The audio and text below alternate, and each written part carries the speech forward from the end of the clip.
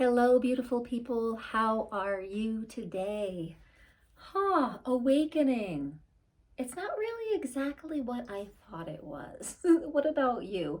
Are you noticing that it's showing up a little differently than you thought? So let me first state is I'm going to state like what I thought it was going to be. And then I'm going to state what's really happening and what kind of has to happen for the awakening journey to really unfold into ascension, which is that that sustaining of a higher vibration. Okay, so what I thought ascension was or awakening was. I thought you would raise your vibration, and in doing so, you kind of be like a superhero, and you could be in any vibration, you could be in any situation, and just ping, ping, just expel any like density, and you could just be smiling and happy and just be in 3D world and have like the best time ever and nothing bother you and just engage and participate and everything's just awesome.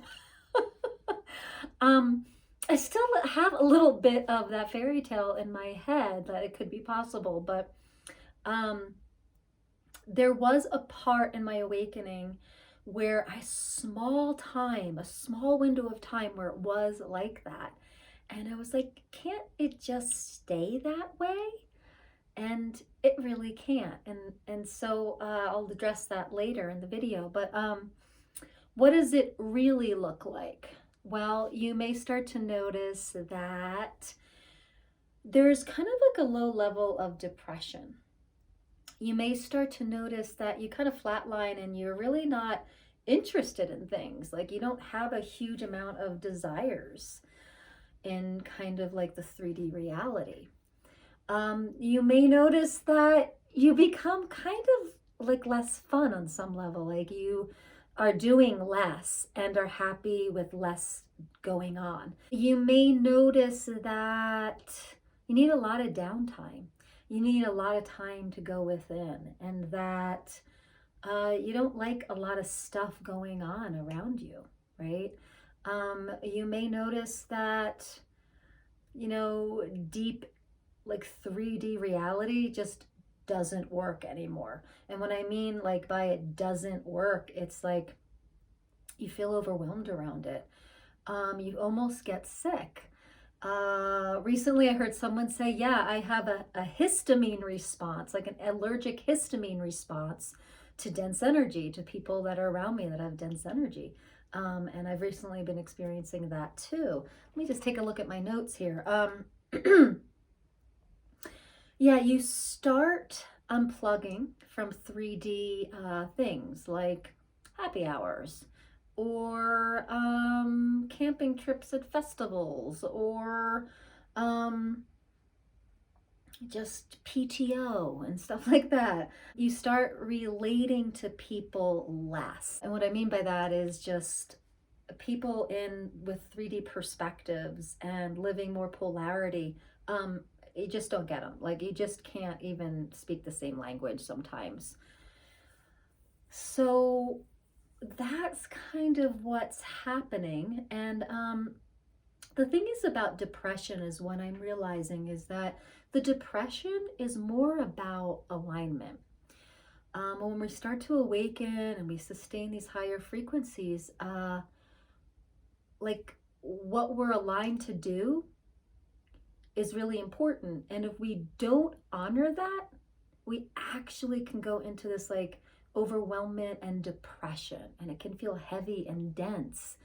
And it'll stay there until you say no more, trust and surrender to life, to your higher frequency, and say, this is what I came here to do, to live this high frequency, and this is what it's calling me to do.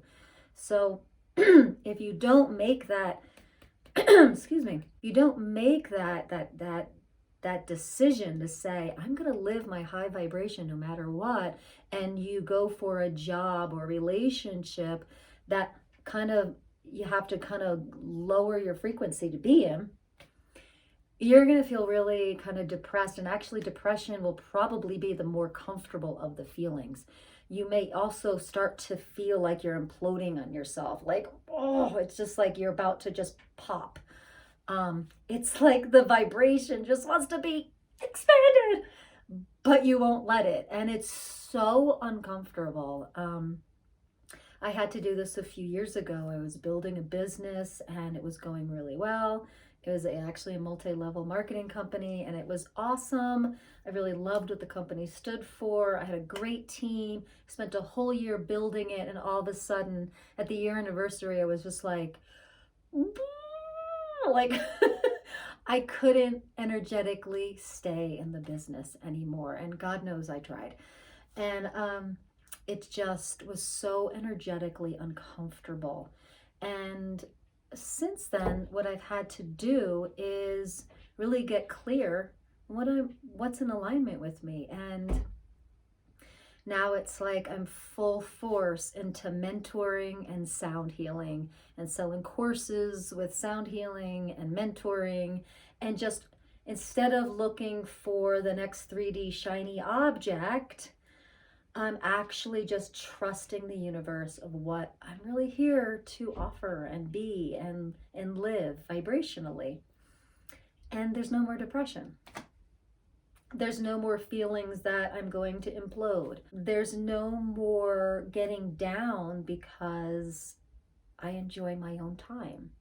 So that's the thing. I really, really enjoy my own solitude. And that is a real sign of awakening. You really enjoy your solitude. But in the beginning, you're like, wait, like, what about all this friend time? What about going dancing? What about going out and all these groups of, people? And I, if those people are aligned with your frequency, it'll be all right. But if they're not, it's going to feel uncomfortable. And yeah, I really thought that if I had this awakened state and was in this high vibration, that I could be around any frequency. But that's not true. It's really not true. Our awakening process keeps awakening us and expanding us. And really what's happening is we start to unhook from communities, points of view. We unhook from needing anything. We unhook from points of view and forms and definitions. And that includes like community and what fun looks like. So as I say, it's different. People really have a different idea of what awakening is and what living the high vibe life is.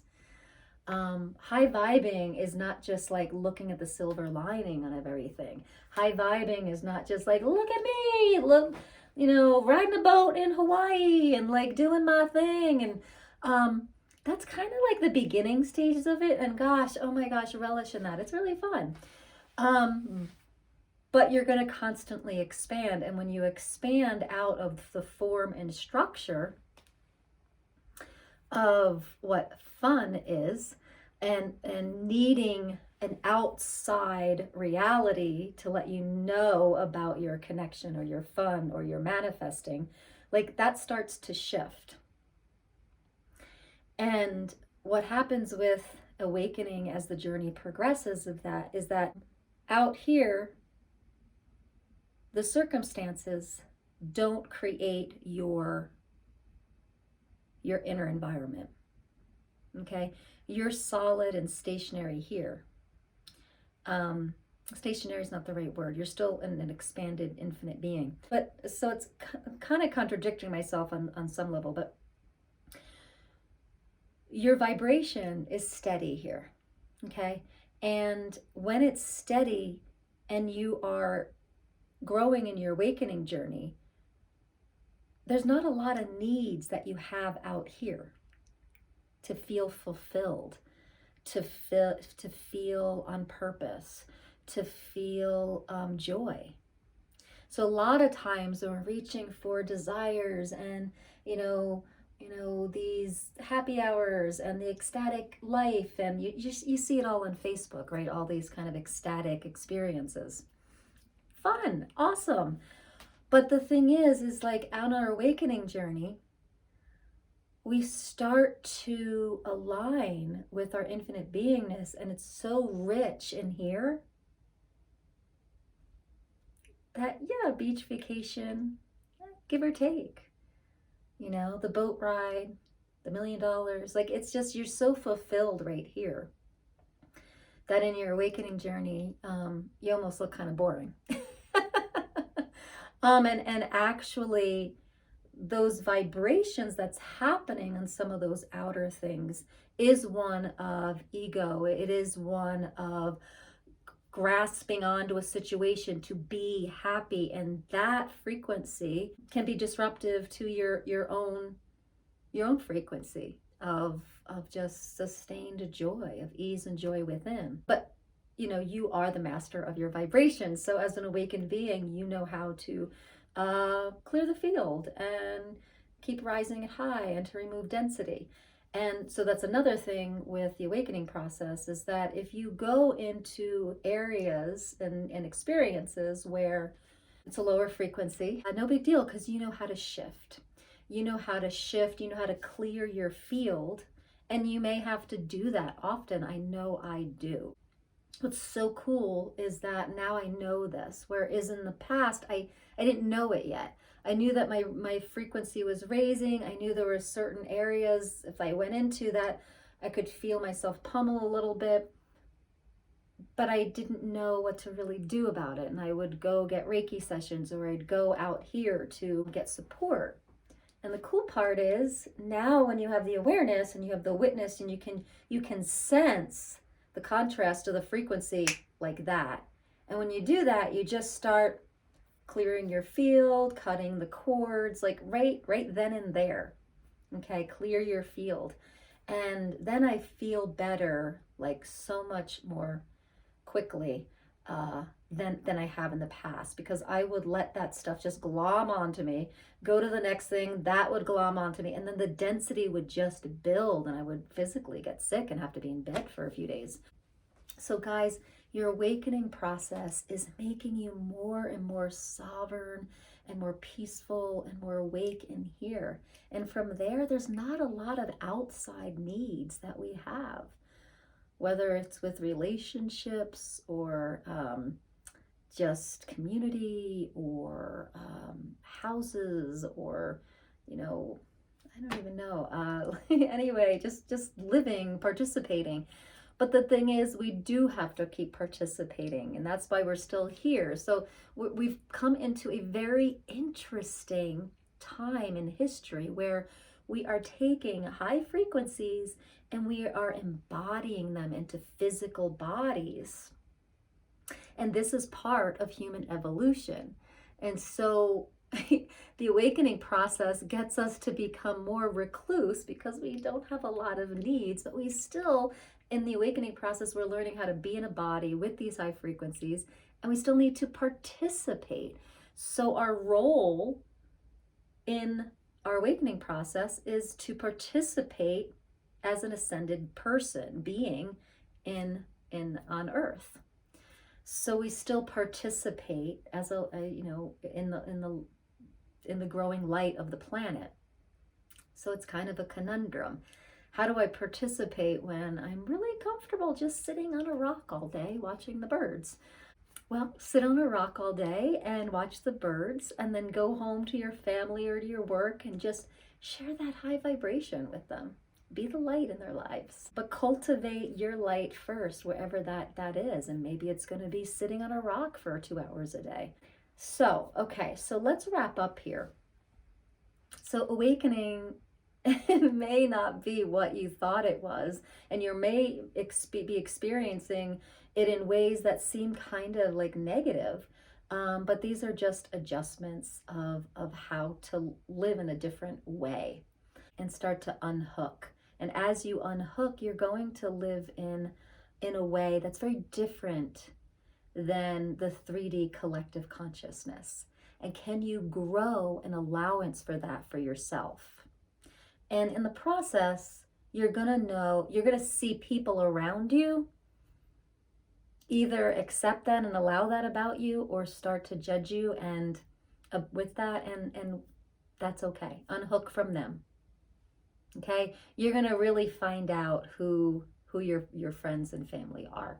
And so I'm kind of like the weirdo in the family. I haven't drank alcohol in 5 years. I really don't compromise on that.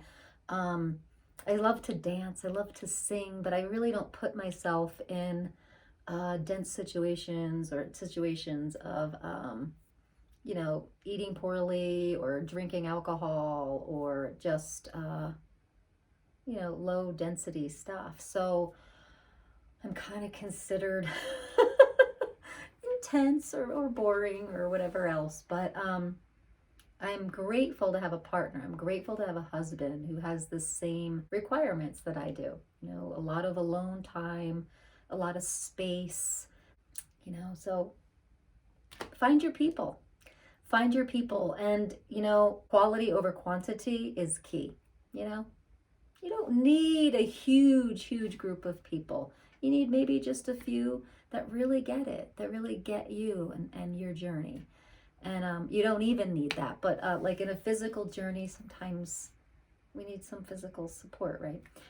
The awakening journey may be different than you thought. High vibing and being positive is one little spot on the timeline of awakening. And then you expand from that, and you start to realize that these outside things are not really required. And that means you start doing less. You start enjoying your own solitude more. You start to feel really depressed and energetically uncomfortable when you're not in alignment with your doing things that are in alignment with your high vibration. So if you're having depression, tune in to what's not working for you anymore. Usually it's something you're not aligned with out here, that you're doing and choosing, and it's time to choose something different. Okay, beautiful people, let me know how this landed with you. I got very curious about talking about this topic after listening to Lori Ladd, and she was talking about some similar things about this process of especially depression, because awakening feels like it should be like, oh, I'm awake, I'm raising my vibration, I'm light. And depression feels dense, right? It doesn't feel light. So what the heck? So I wanted to come on here and talk about that. So that density is just a discrepancy in alignment.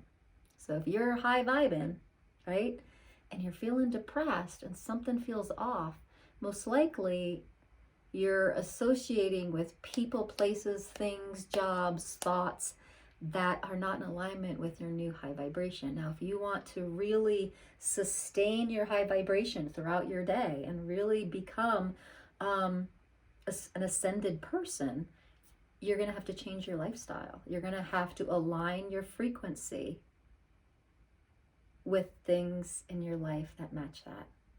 And choosing for that takes courage. It's hard. You have to be brave. You can do this though. It takes taking the Nestle's plunge into the universe of possibility and trusting that you're going to be held and you're going to be okay, and other possibilities are going to show up. And I know that can be challenging, but you got this. We're all doing this together. You can do this. Be sure to tune in on Fridays where I stream live, and you can ask questions. You can put a topic that you'd like some sound healing around. So that's happening on Fridays. Watch for the link because it's the time is not exact. So you will get, if you have subscribed and clicked that bell, you will get notification of when I'm going live. So be sure to subscribe and click that bell so you can join the lives and interact with me with any questions you have about awakening and ascension, and receive some sound healing. Thanks so much for tuning in, beautiful one. And thanks for the choices and the lightness you are choosing right now on this planet today. It's so appreciated. Namaste.